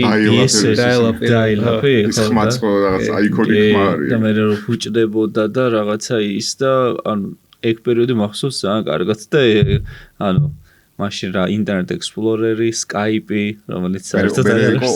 ცოტა ოდომერი იყო, მეგონი ოპერას ვიყენებდი. ისე საინტერესოა ერთი თაობის ვარ ყოლა და რაღაც იმ პერიოდიდან წამოვედი, როცა შუქი არ იყო და generative AI-მდე მოვედით. საინტერესოა, ალბათ საიდან სად მოვედით, ხო? მაგრამ ალბათ რაღაცა ისინი შეიმჩნეოდა ალბათ მაშინაც, რომ რაღაცა ტექნოლოგიები საქართველოს კონტექსტში არა, საქართველოს კონტექსტში არა. მაგრამ შეიმჩნეოდა. ეხლაც იცი რა, ძალიან დიდი სხვაობა მგონია ხოლმე, რომ უკითხულობ, საქართველოში რა საკითხებს განვიხილავთ ხოლმე და აი მიმდინარე საკითხები რაღაცა იქ სან-ფრანცისკოში თუ სხვაგან აი რომ უკითხულობ ვებზე, აი ხშირად მაინც ჩამორჩებით ხოლმე რა, რაღაც ძალიან გვიან შემოდის ჩვენთან ყველა. ხო, მარკეტის ამბავიც არის რაღაც ამდენი ვართ, 4 მილიონი მაქსიმუმ და პატარა მარკეტია, პატარა ეკონომიკა უნიკალური ენა გვაქვს პლუს და ეგ პრობლემაც არის რაღაც ბაზრის პრობლემა არის ხა ამერიკას ეგ პრობლემა არ აქვს პირველად რეალურად გენერაციული აი მხოლოდ არის ამერიკის და ჩინეთის თამაში რეალურად ევროპას ჰქონდა პოტენციალი რაღაც გააკეთებინა მაგრამ ძალიან ცუდად მიუდგნენ ამას ეგ წელს ვლაპარაკობდით რომ სახელმწიფო ხელშეწყობა AI აქსელერაციაში რეალურად მაგათმა ისე დაარეგულირეს AI სანამ რეალურად რამე პროდუქტი ეკეთებოდა რომ დღეს large language model-ი რო რაღაც ევროპიდან წამოვიდეს თითქმის ნული არის მაგის Mistral-ია open source-ი აქვს და ავტომატიზაციის დროს ვიყენებთ open source-ში Mistral-ს რაღაცა ნორმალური არის რა ხა ბევრი არაფერი მაგრამ რაღაცა არის ხო ეგ იყო რომ ახსოვს სანამ გამოვიდო და სანამ რომელიმე სტარტაპი დაიწყებოდა LLM-ის ან ზოგადად GenAI-ის მიმართულებით ევროპაში უკვე კანონმდებლებმა რაღაც კანონები გამოუშვეს. Chatbots რა ქვია იცი? ლეჩატი ქვია Mistral-ს. გადმოწერილას უბრალოდ არასოდეს არ გამომიყენებია. ანუ ევროპას თავისი ბიუროკრატია ხასიათებს. მაინც ამერიკისა და ჩინეთის ბრძოლა ამ კუთხით. მოკლედ ძალიან დიდი მადლობა მეგობრებო მე მგონი ძალიან საინტერესო საკითხებს შევეხეთ და კარგი ეპიზოდი გამოგვივიდა მომავალში კიდევ იქნებიან ეს კარგი ადამიანები ჩემი სტუმრები და განგვაახლებენ საჭირო ინფორმაციებით ორივე ადამიანის ორივე ჩვენი სტუმრის LinkedIn-ის ლინკს მიუთითებ აღწერაში თუ რაიმე შეკითხვა გექნებათ თუ რაღაცა დამატებითი საუბარი დაგჭირდათ ან რაღაცა შეგიძლიათ შეეხმიანოთ მადლობა ძალიან დიდი მოსმენისთვის სულ დამავიწყდა მთელი ეპიზოდი ისე გავიდა რომ არ მიხსენები არც ერთხელ რომ გამოიწერეთ ჩვენი არხი აუცილებლად ძალიან დიდი თხოვნით როგორც YouTube-ზე ასევე სხვა პლატფორმებზე ჩვეულად გაგიმეორებთ როგორც ყველა ეპიზოდში ვიმეორებ ვცდილობთ რომ სხვადასხვა პლატფორმებს მოვერგოთ სხვადასხვა სახის კონტენტი შევქმნათ სხვადასხვა კონტენტ ლაინებით და რაღაც მაქსიმალურად მოვიტანოთ ძოდნა გამოცდილება ასე ვთქვათ თანამედროვე ტენდენციები ხელოვნური ინტელექტის შესახებ თქვენამდე ყველაზე გასაგები და მარტივი ენით ძალიან საინტერესო ეპიზოდები გვაქვს აგეგმილი მომავალშიც მომავალი რამდენიმე ეპიზოდი და სტუდიიდან იქნება ეს ეპიზოდებიც და მოკლედ ძალიან მოგეწონებათ ჩემი აზრით ეს ეპიზოდები და შემოდგომიდან ნელ-ნელა ვეცდებით რომ ჩვენი პოდკასტი რაღაცნაირად უფრო დავხვეწოთ ძალიან დიდი გამოცდილება გიორგისთან საუბრობდი წეგან რომ თითქმის 3 თვე გავიდა როცა გიორგი მყავდა სტუმრად ასე ვთქვათ მესამე ეპიზოდად და ძალიან ბევრი რაღაცა შეიცვალა ძალიან ბევრი რაღაცას მივხვდი ბევრი რაღაცის გათვალისწინება მინდა და ვნახოთ როგორი იქნება ეს ყველაფერი როგორ წავა იმედია რომ შევძლებთ რომ ძალიან მაღალი ხარისხის ეპიზოდები შემოგთავაზოთ როგორც დღეს იყო ჩემი აზრით ძალიან საინტერესო ეპიზოდები ნახვამდის მომავალ შეხვედრამდე მადლობა მოწვევისთვის